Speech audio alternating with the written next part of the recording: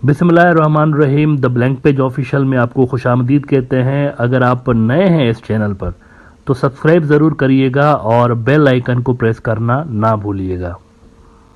कई महीने हो गए लेकिन इजराइल के अंदर लोग अभी तक सड़कों पे हैं और लाखों की तादाद में इजरायली सड़कों पे हैं। इनकी मेन डिमांड ये है कि नेतन्याहू की गवर्नमेंट ने जो जुडिशरी को कंट्रोल करने के लॉज इंट्रोड्यूस कराए हैं और वो आहिस्ता आहिस्ता उसको पास भी करता जा रहा है। तो इनकी डिमांड ये है प्रोटेस्टर्स की कि अगर जुडिशरी हमारी पार्लियामेंटेरियंस के हाथ में आ गई, यानी कि वो लोग जो कि हुकूमत में बैठे हुए होते हैं उनके हाथ में आ गई, तो फिर तो इजराइल की डेमोक्रेसी ख़त्म हो जाएगी। तो डेमोक्रेसी को बचाने के लिए, पब्लिक के रूल को बचाने के लिए, इजराइल को फाशिज्म में धकेलने से बचाने के लिए लाखों लोग वहाँ पर हर रोज़ तकरीबन सड़कों में नज़र आते हैं। लेकिन इस सब के बावजूद नेतन्याहू ने वो सारे लॉज पास कर दिए हैं और इसका ये जो प्रोसीजर है अब के जुडिशरी को खुद अपॉइंट करेगा उस पर भी इस वक्त वो काम कर रहा है। मेन जो चीज़ थी कि जुडिशरी उनकी प्राइम मिनिस्टर को घर भेज सकती थी अगर वो किसी ऐसी वारदात में मुलविस हो, जैसा कि फ्रॉड की वारदात में, टैक्स चोरी की वारदात में, करप्शन की वारदात में, किसी बड़े केस में मुलविस हो तो प्राइम मिनिस्टर को भी जुडिशरी घर भेज सकती थी। ये वाला लॉ अब उन्होंने ख़त्म कर दिया है। इजराइल ने ये वाला लॉ ख़त्म कर दिया है और असल में इन्हीं लॉज की वजह से ही लोग प्रोटेस्ट कर रहे हैं। असल में CNN ने खबर लगाई है थोड़ी देर पहले कि Israel passes law shielding Netanyahu from being removed amid protest over judicial changes. तो ये जो उसके ऊपर एक तलवार लटक रही थी, करप्शन के केसेस उसके ऊपर चल रहे हैं, कुछ उसने फ्रॉड किए थे और करप्ट प्रैक्टिस में वो मुलविस था, तो वो वाला केस काफ़ी अरसे से उसके ऊपर चल रहा है। और उसके एक इत्तेहादी शास पार्टी के जो एक मेंबर थे, बल्कि चेयरमैन था जो शास पार्टी का, इसका एलाई था नेतन्याहू का, उसको पहले ही कोर्ट रिमूव कर चुकी है। तो इसके ऊपर भी तलवार लटक रही थी कि ये भी रिमूव हो सकता है। तो वो वाले लॉज उसने चेंज कर दिए हैं कि जुडिशरी इसको रिमूव नहीं कर सकती, यानी खुद ही खुद को उसने प्रोटेक्शन दे दी। अब इसके खिलाफ वहाँ पर लोग सड़कों पे हैं, लेकिन फाशिज्म जब किसी सोसाइटी के अंदर घर कर जाता है तो वो इतना आसानी के साथ जाता नहीं है। अब ये जो सिस्टम वहाँ पर आया है ना, अगर ये रह गया वहाँ पर, जो भी वहाँ पर एक इत्तेहादी गवर्नमेंट बनी है, सारे ज़ायनिस्ट है उसके अंदर, अगर ये रह गए इन प्रोटेस्ट के बावजूद, वो सस्टेन कर गए हुकूमत में, तो ये लंबा चलेंगे। फिर आप यूँ समझें कि ये 5, 7, 10 साल तो रहेंगे ही रहेंगे। इनको हिलाना काफ़ी मुश्किल होगा क्योंकि इन्होंने जो प्लानिंग की हुई है वो लॉन्ग टर्म प्लानिंग नज़र आती है। कोई शॉर्ट टर्म में ऐसी हरकतें नहीं करता 2-3 साल की गवर्नमेंट लेने के लिए कि पब्लिक के अंदर अपनी क्रेडिबिलिटी खो के सिर्फ 1.5-2 साल, जैसे पाकिस्तान के अंदर PDM की गवर्नमेंट है। आपको लगता है कि PDM की गवर्नमेंट इतने 1.5 साल के अरसे के लिए ये सारा जो बखेड़ा है वो लेकर आए थे? यकीनी तौर पर ये जो प्लानिंग जिसने भी बनाई हुई है ना, लॉन्ग टर्म प्लानिंग है। ये कोई 1.5-2 साल के लिए प्लान करके नहीं आए कि हम बस आएंगे 1.5 साल हुकूमत करेंगे फिर इलेक्शंस करवाएंगे, ऐसा नहीं है। और जब तक इमरान खान की वेव नीचे नहीं आती, इमरान खान का सहर नहीं टूटता जो कि अवाम के ऊपर है, या फिर खुदा न खास्ता इमरान खान को जेल में डाल देते हैं या कुछ उसके साथ कर देते हैं, तब तक वहाँ पर इलेक्शन जो है ना बड़ा मुश्किल होगा।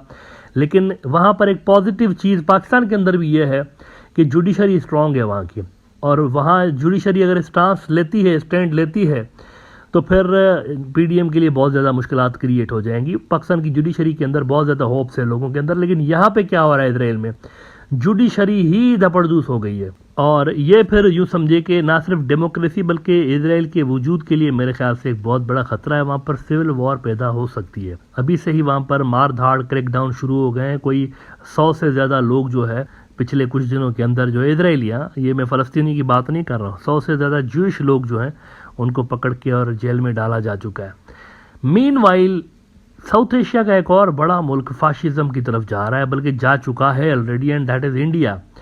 इंडिया में यह हुआ है कि जैसे ही राहुल गांधी एक्टिव हुआ, राहुल गांधी वेस्टर्न मुल्कों के दौरे पे जा रहा था, वहाँ के थिंक टैंक्स, वहाँ के इंटेलेक्चुअल से मुलाकातें कर रहा था, वहाँ के यूनिवर्सिटीज़ में जाकर वहाँ पर लेक्चर्स दे रहा था, लोगों को बता रहा था कि इंडियन डेमोक्रेसी जो है वो फाशिज्म की तरफ डाइवर्ट हो रही है, RSS की जो एक गलीज़ आइडियोलॉजी है उसको एक्सपोज कर रहा था।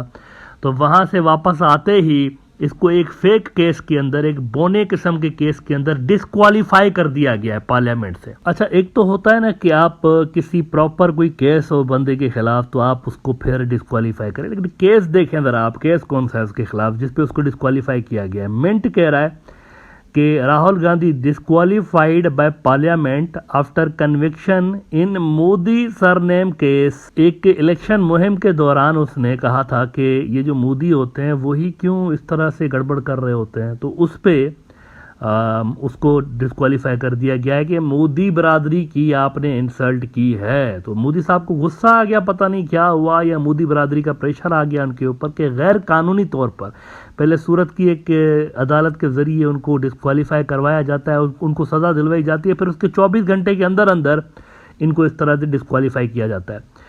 अब ये वो फाशिज्म है जिसकी मैं बात करता रहता हूं यहाँ पे कि आरएसएस और बीजेपी ने इंडिया को फाशिज्म की तरफ धकेल दिया है, और पाकिस्तान से ज्यादा बुरे हालात इस वक्त यूं समझें कि इंडियन डेमोक्रेसी के हैं, क्योंकि पाकिस्तान के अंदर तो आपको लोग सड़कों पे नजर आते हैं ना, वाइब्रेंट सोसाइटी नजर आती है आपको। हम देखिए इमरान खान कहीं पर भी जाता है तो उसके पीछे कितने लोग होते हैं, या कहीं पे भी जलसा करता है कितने लोग होते हैं, रैली निकालता है कितने लाखों की तादाद में लोग होते हैं। जहां पर भी बाय इलेक्शंस होते हैं इमरान खान जीत जाता है। वो कोई 33 पता नहीं कितने इलेक्शंस हुए हैं जब से उसको निकाला गया है बाय इलेक्शंस, उसमें से 30 जीत गया है। तो पाकिस्तान के अंदर अपोजिशन में रेजिस्टेंस की कैपेबिलिटीज मौजूद हैं, और ऊपर से वहां पर जुडिशरी अगर आप देखें तो पाकिस्तान की जुडिशरी आपको बायस्ड नजर नहीं आती। बहुत सारे केसेस ऐसे हैं जिसके अंदर ये जो हुकूमत है उसको रिलीफ मिल रहा होता है, लेकिन बहुत से केसेस ऐसे भी होते हैं जिसमें इमरान खान को रिलीफ मिल रहा होता है। आप देखें ना, चाहे आप लाहौर हाई कोर्ट देखें, इस्लामाबाद हाई कोर्ट देखें, सुप्रीम कोर्ट देख लें पाकिस्तान का, आपको यही पैटर्न नजर आता है। कभी इमरान खान को रिलीफ मिल रहा होता है, कभी गवर्नमेंट को मिल रहा होता है, वन साइडेड वहां पर आपको चीजें नजर नहीं आती। और इस वक्त भी अगर आप देखें, इमरान खान इलेक्शंस चाहता था कॉन्स्टिट्यूशन के मुताबिक। पंजाब असेंबली और केपी असेंबली डिसॉल्व जब हुई है, इमरान खान इलेक्शंस चाहता था। कॉन्स्टिट्यूशन में लिखा हुआ है 90 रोज के अंदर डिसॉल्व जब होती है ना असेंबली, तो 90 रोज के अंदर इलेक्शंस होने हैं। तो पीडीएम वाले तो नहीं करा रहे थे, हुकूमत नहीं करा रही थी, लेकिन सुप्रीम कोर्ट ने फैसला क्या दिया? सुप्रीम कोर्ट ने फैसला दिया कि कॉन्स्टिट्यूशन में लिखा हुआ है तो उसका मतलब है आपने करवाना है। अब ये और बात है कि ये जो चीफ इलेक्शन कमिश्नर है, जो कि ब्यूरोक्रेट है, गवर्नमेंट के अंडर आता है, इसने इलेक्शंस कैंसिल कर दिए हैं, लेकिन इसको उड़ा देगी ये वाला जो फैसला है ना इलेक्शन कमीशन का, इसको उड़ा देगी सुप्रीम कोर्ट, और इलेक्शंस अपने टाइम पर ही होंगे क्योंकि सुप्रीम कोर्ट का फैसला आया हुआ है। इंडिया में क्या आपको नजर आता है? रंजन गोगोई को लिख कर देते हैं कि यह फैसला पढ़ना है तुमने राम मंदिर का, वो पढ़ के सुना देता है। आज तक मुझे बताएं बीजेपी के कितने करप्ट नेताओं को, भ्रष्ट जो नेता हैं वहां के, उनको कितनों को सजा हुई है? ये जो ईडी है, सीबीआई है और इनकम टैक्स डिपार्टमेंट वाले, कितने लोग ऐसे हैं जिन्होंने बीजेपी के लोगों को पकड़ के उनसे पैसे बाजियाब कराए हैं, और अपोजिशन वालों के कितनों के पीछे लगे हुए हैं। जब भी कोई बड़ा इलेक्शन आता है, उस स्टेट के जो पॉलिटिशियन है अपोजिशन वाले, उनके पीछे ये सारे इदारे लग जाते हैं। तो इंडिया में इंस्टीट्यूशंस कंप्रोमाइज हो गए हैं। ये जो राहुल गांधी बार बार कहता है कि मेरा मुकाबला सिर्फ आरएसएस बीजेपी से नहीं है, मेरा मुकाबला इन इदारों से भी है जो कि कंप्रोमाइज हो चुके हैं, कितनी बार बोला है उसने।